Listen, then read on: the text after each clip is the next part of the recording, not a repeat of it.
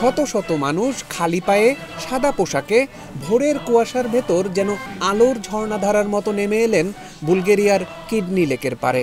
সমুদ্রপৃষ্ঠ থেকে প্রায় ৭,৫০০ ফুট উঁচুতে বরফ শীতল হাওয়ার মাঝেই তারা জড়ো হয়েছেন ডিভাইন নিউ ইয়ারকে স্বাগত জানাতে।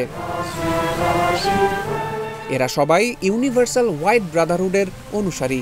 খ্রিস্ট ধর্ম আর ভারতীয় আধ্যাত্মিকতার মিশেলে গড়া এই সংগঠন প্রতিষ্ঠা করেছিলেন বুলগেরিয়ান আধ্যাত্মিক গুরু পিটার ডেনভ গত শতকের ২০-এর দশকে। তাদের বিশ্বাস, এই বিশেষ আচার মানুষকে মহাজাগতিক শক্তির সঙ্গে যুক্ত করে।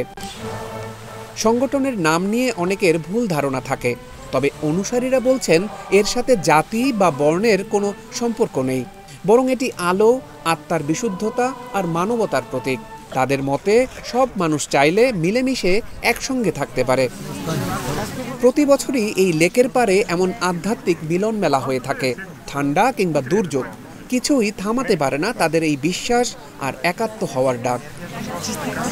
বিপ্লব কিশোর দেব, ইন্ডিপেন্ডেন্ট ডিজিটাল।